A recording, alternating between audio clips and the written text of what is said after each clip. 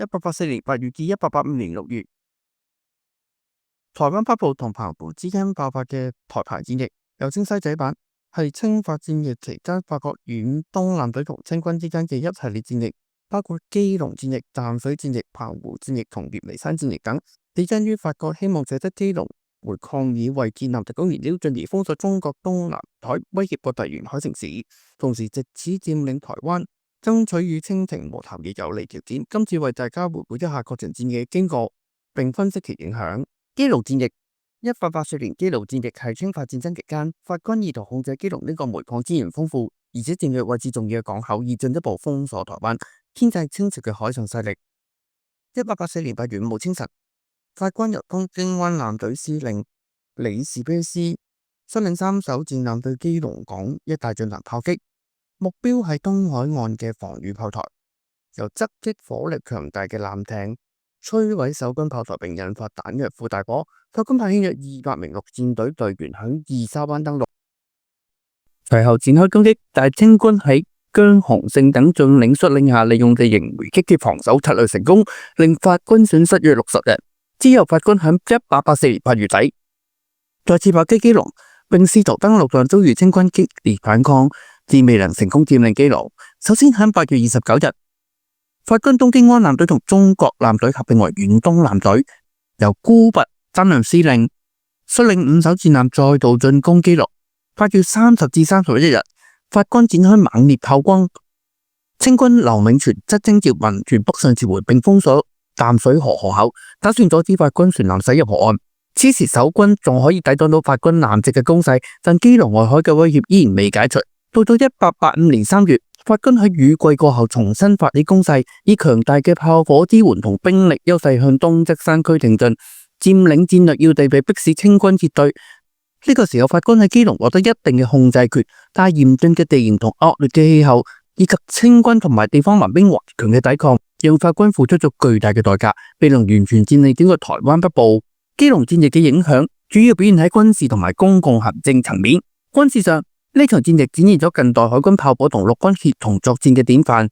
法軍嘅火力優勢顯著，但係清軍以地形優勢同埋堅韌嘅防禦率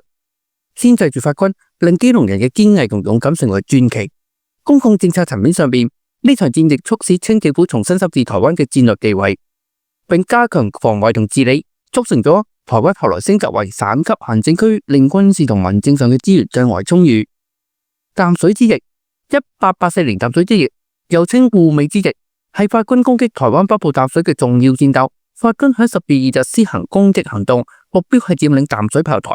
並清除港口內嘅水雷，以利封鎖淡水港。法軍利用咗包括6艘戰艦同約600名陸戰隊隊員，分為5路進行登陸，於上午9時半抵達淡水沙灘嘅預定登陸點，並隨即對新炮台發起進攻，摧毀咗嗰個炮台嘅大炮。之後繼續向鄰近嘅白炮台進發，途中仲佔領咗2個炮台之間嘅水雷點火哨廠，並設法引爆水壩2側嘅水雷。淡水嘅清軍喺劉銘傳同孫開華嘅指揮之下，利用防守工事同埋地形優勢展開嚴密防禦，依靠防禦炮台同陸軍營兵同埋地方民兵阻止法軍登陸同前進。法軍喺攻擊過程之中遭遇激烈反抗，傷亡慘重，包括多名連長負傷甚至被俘。最後喺當日中午，清軍喺艦炮火力掩護下迅速反擊，法軍不得不撤退，無法完成佔領淡水港同埋清除水雷嘅戰略目標。淡水戰役嘅影響深遠。首先，佢彰顯咗清軍喺北台灣嘅防禦能力，成功挫敗法軍嘅侵略，保衛咗淡水呢一個重要嘅國際貿易港口。淡水作為茶葉嘅主要輸出地，當時嘅貿易額逐年攀升，令呢場戰役嘅勝負關聯到經濟命脈。之外，呢場戰役強化咗清廷對台灣北部海防嘅重視，促使劉銘傳擔任台灣巡撫之後，積極推動沿海炮台建設同埋軍事現代化，提升整體嘅防衛能力。呢場戰役亦促使咗北台灣戰略地位嘅提升，後續台灣嘅政治同經濟重心逐漸由南移向北，成為台灣發展嘅重要轉折點。同時，淡水居民嘅英勇抵抗精神，成為咗台灣史上一段可歌可泣嘅抗法傳奇。澎湖戰役1884年嘅澎湖戰役係法軍同清軍響澎湖群島爆發嘅一場重要戰役，對台灣基隆地區嘅戰爭形勢亦有間接影響。法軍初步控制基隆之後，隨即將攻勢擴展至澎湖。目標係削弱清軍喺台灣北部嘅海上防禦能力，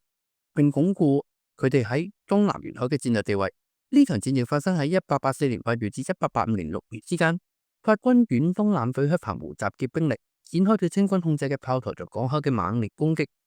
法軍透過強大嘅海上火炮優勢，持續炮轟澎湖、馬公同埋其他重要防禦據點，並派遣陸戰隊進行登陸作戰。清軍雖然竭力防守，喺多處炮台被毀嘅情況之下，仍然以地形優勢同埋水雷繼續抗爭。澎湖係一個重要門戶，佢嘅失守代表清廷海上要塞嘅崩解。戰役期間，法軍仲面臨霍亂同傷亡嘅困擾，導致重大兵力嘅損失。戰役以法軍最終喺1885年6月攻佔澎湖群島告終，令清軍喺台灣北部嘅海權進一步受壓，嚴重威脅清軍喺基隆同淡水嘅陸上防衛。需要分散部署喺基隆嘅防守力量，以應對多方面嘅威脅。澎湖戰役嘅勝利係法軍喺清法戰爭中重要嘅勝績，但係同時受制於疫病同埋補給困難，令法軍難以持續大規模嘅陸戰。清廷喺澎湖失守之後，對台灣北部嘅防禦策略進行調整，強化基隆等地嘅固守準備。呢場戰役係台澎戰役嘅關鍵轉折，決定咗台灣北部戰局點樣延續。呢場戰役亦都展現咗海陸軍協同戰術新形態，同時暴露咗遠征軍喺異地作戰嘅時候面臨嘅後勤同埋疫病挑戰。戰役結束之後，清朝加速咗台灣北部嘅軍事現代化同防禦體系嘅建設，以防止類似嘅海上侵襲再度發生。澎湖戰役影響十分深遠，係台灣喺19世紀末期面臨外來侵略嘅關鍵事件之一，並且影響咗之後台灣喺公共政策同軍事嘅發展方向。月眉山戰役，法軍喺1885年初未能獲得基隆戰役嘅全勝之後，準備發動更有組織而且規模更大攻擊，集中力量攻佔基隆北部嘅月眉山。呢度係清軍兵力部署嘅重要據點，掌握住基隆地區嘅防禦策略嘅命脈。戰役喺1885年1月25號開始，法軍由阿克迪舍納率領，兵力約1000餘人，開始對月眉山嘅防守工事發動攻擊。法軍炮兵能夠有效包圍並且壓制清軍主陣地，喺連續幾日激烈戰鬥之中，雙方死傷慘重，尤其清軍死傷逾1000人，其中包括營長張仁貴等重要將領。惡劣天氣令到法軍嘅進攻一度受阻，直到3月4號才重新發動攻擊，成功透過包圍同分割清軍嘅戰術，搶佔月眉山高地。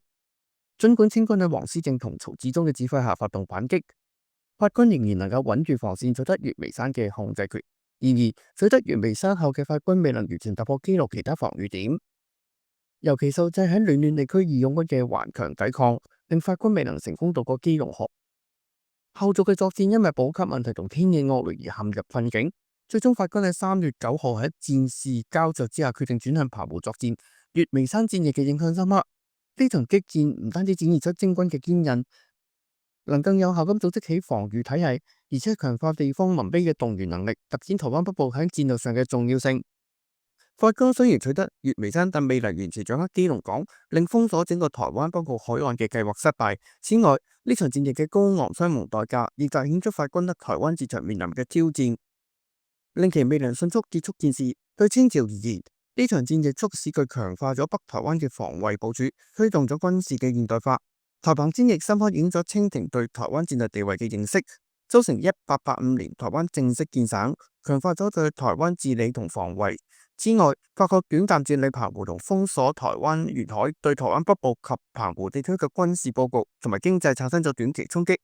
但係清軍頑強抵抗，削弱咗法軍進一步深入台灣嘅企圖，為清廷爭取談判籌碼立下重要基礎。